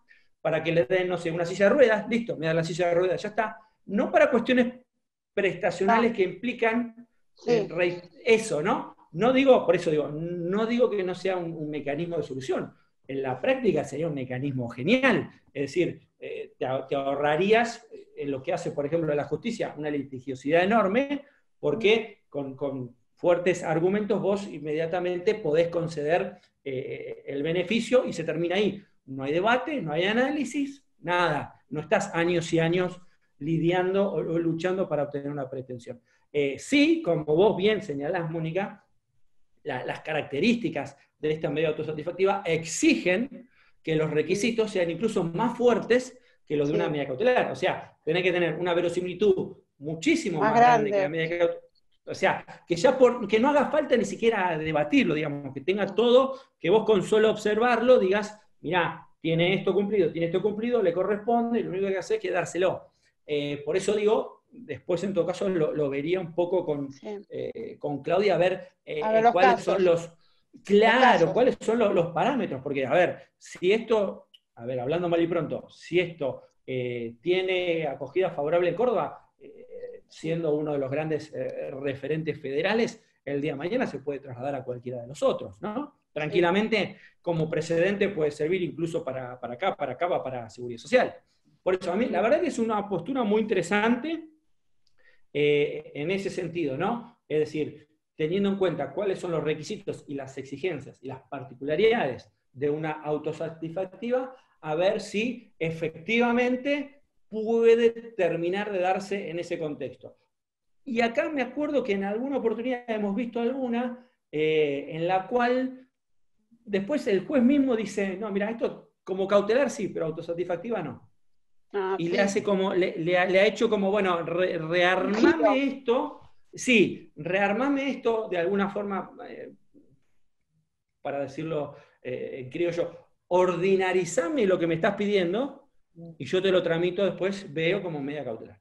Pero bueno, la verdad que es interesante. Es más, habría que pedirle a Claudia que nos mande esos precedentes para... Organizamos algo, lo hacemos federal. Cuando Claudia, con el doctor Torti acá en San Martín. Teléfono para Claudia, ya está convocada. Ya estás, Claudia, quedaste. Somos federales en San Martín también. Bueno, el doctor... No, por favor, Mónica. El doctor Rodríguez Cifuentes, habilitamos el micrófono, a ver si quiere hacer alguna pregunta, o la doctora... A ver, desmutate, a ver si... Ahí está. Hola Gladys, buenas tardes. Hola, Aldato, ¿cómo estás? Buenas tardes. Gracias a ambos del Instituto Reduelio, que fue la autora de la pregunta. Sí. Bueno, la repito, si considera el doctor si ANSES está cumpliendo el compromiso asumido en el caso Menéndez-Amílcar ante la Corte Interamericana. A ver,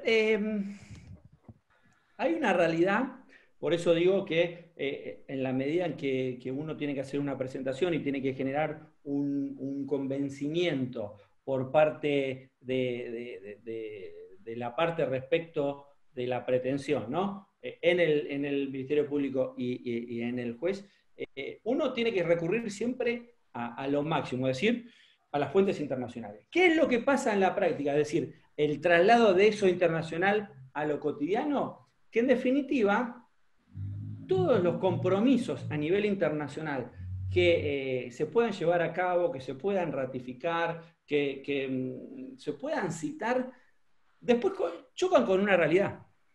Chocan con una realidad que es la efectiva disponibilidad, la efectiva posibilidad, la efectiva realización de lo que en algún momento alguien se comprometió. Entonces, ¿puede hoy por hoy ANSES argumentar que por la pandemia está funcionando como está funcionando? Evidentemente no. Evidentemente el funcionamiento de ANSES en estos términos es insostenible. Lo pudo haber hecho en una primera etapa, pero lo cierto es que en esa primera etapa quedó demostrada que está incumpliendo en un montón de factores, en un montón de sectores, y que está dejando a todo este colectivo caracterizado por la vulnerabilidad sin protección, sin cobertura, en un limbo, sin ningún tipo de respuesta, porque ya ni siquiera es que te responde que no, ni siquiera te responde, con lo cual, más allá del caso que vos estás señalando y las particularidades que pueda tener ese caso, lo cierto es que todo lo que hoy desarrollé y toda la doctrina que se viene desarrollando en materia de derecho, sobre todo derechos sociales, ¿no? Todo lo que sea derechos sociales y que implican por parte del Estado un rol activo, una respuesta, una cobertura, un reconocimiento de niveles mínimos, un piso mínimo, ¿no? Como decía la OIT, el convenio 102, un piso mínimo de seguridad social, cada vez se vuelve más difícil, cada vez se vuelve más complejo. Y en la práctica uno, ¿no? Yo estoy desde que empezó la feria hasta la fecha de hoy, y se ha visto que ANSES no ha estado a la altura de las circunstancias. No ha dado las respuestas correspondientes, ha dejado un montón de casos a la deriva. En algún momento, casi 2 meses para atrás, cuando la resolución propia de ANSES dice, sí, nosotros consideramos que somos el servicio esencial y por eso vamos a salir a hacer esto, yo todavía no lo vi reflejado porque la casuística y las presentaciones judiciales siguen estando. La realidad es esa. Si después uno, en base a el accionar de ANSES, puede reclamar un incumplimiento respecto de sus compromisos asumidos a nivel internacional, no te lo sabría decir. La realidad es que no te lo sabría decir. La argumentación, obviamente, de la defensa va a ser, bueno, esto es lo que nos pasó. Esta situación nos superó. No pensábamos tener este año, no sabíamos que iba a pasar esto. No contábamos con que la cuarentena se prorrogase. No contábamos con que en algún momento, cuando parecía que habíamos avanzado, retrocediéramos. Es decir, hay una serie de factores externos que afectan al desarrollo normal de las tareas de ANSES. Que, a ver, si en la normalidad ya era deficiente, potenciémoslo en esta realidad, potenciémoslo en este contexto. Me fui un poquito de tema, yo creo que, no sé si te llegué a responder la pregunta, porque sí, me embaló y me voy para adelante, pero bueno, un poco es esa la situación, es decir, ¿qué se puede hacer? Mira, hoy por hoy la respuesta desde lo meramente administrativo es casi nula. La realidad es que es casi nula. Confío en que más adelante se empiece a normalizar esto. Y pareciera que la única respuesta es por el lado de la justicia, y pareciera que la única respuesta es argumentando que lo que vos estás planteando es urgente, es producto de una situación de vulnerabilidad y que no admite demora. Lo cual en muchos casos es algo lamentable, porque lo que estamos haciendo es activar la justicia para algo que tranquilamente podría estar la persona realizándolo, ya sea presencialmente o ya sea por otra vía digital, ante la administración. O sea, hay una sobrecarga de lo judicial por cuestiones que originalmente no tendrían que serlo. Y también vinculado a eso y lo que mencionaba la doctora Garmendia antes, también vemos en las presentaciones que uno hace, y sobre todo en la pandemia, y haciendo alusión a la Convención Interamericana de la protección del adulto mayor y el acceso a la justicia, en la cual se menciona que se le debe dar un trato preferencial en todo ámbito, en la tramitación, en la resolución, en la ejecución, o sea, en todo el proceso, tanto administrativo como judicial. Bueno, vemos que tampoco eso, que es un instrumento más novedoso, tampoco se estaría aplicando demasiado, pero sin embargo lo seguimos pidiendo y mencionando. Es que totalmente de acuerdo. Por eso digo, ¿no? Frente a esta situación donde lo cotidiano parece no ser suficiente, está bárbaro que vos recurras a lo externo, a lo internacional, para fundar justamente este incumplimiento por parte de lo interno, porque si no queda tapado, ¿no? Es como que, bueno, sí, yo necesitaría hacer tal trámite, bueno, pero ANSES está cerrado, y te quedás ahí. Entonces, no, pará. ANSES está cerrado, pero nosotros, Estado argentino, formamos parte de la comunidad internacional que tiene reconocidos todos estos instrumentos internacionales de derechos humanos, que están en el 75, inciso 22, y otros más que no están incorporados, pero forman parte de ese conjunto de instrumentos de derechos humanos vinculado con la seguridad social, que dice, hay que cuidar a hay que hacer esto, hay que garantizarlo. Entonces, por eso digo, ¿no? A ver, va a haber una respuesta de ANSES diciendo, no puedo resolverlo, pero lo cierto es que vos tenés todas las herramientas para decir, no me importa cómo lo resuelvo, vos lo tenés que hacer. Acá cuando ratificaste esto como instrumento internacional, te comprometiste a hacerlo. Algo me tenés que dar, con algo tenés que cumplir, no puedes negarte a todo. ¿Sí? Por eso digo, es muy positivo lo que vos estás planteando, vinculado con algo que dije en su momento. Me parece que está bueno que además de lo interno se incorpore todo lo que es el derecho internacional en las presentaciones. Y así como se incorporan las presentaciones, nosotros, también lo he visto en los fallos judiciales, ¿no? Pero nosotros, desde el Ministerio Público, van a ver que hay como una incorporación de todo este contenido, ¿no? Como una referencia a lo internacional, como diciendo, mira, la seguridad social no es solo el 14 bis. La seguridad social también tiene todo este marco a nivel internacional que respalda y fortifica y aún le da mucho más poder al reconocimiento de estos derechos. Sí, si me permite, yo Sí. creo que vinculado a lo que decía la doctora Redruelio, la Argentina se comprometió ante el Tribunal Internacional, por ejemplo, a no recurrir los fallos, cosa que hoy sigue haciendo. Más allá de la cuestión meramente administrativa, en el plano judicial, cuando nosotros planteamos una medida para, digamos, darle una satisfacción inmediata, porque es necesario, porque estamos hablando de un derecho de una de las personas más, o uno de los sujetos más vulnerables de nuestra sociedad, estaría incumpliendo con un compromiso que tiene nivel internacional, porque lo recurre automáticamente, como si fuera digamos, una metodología automática.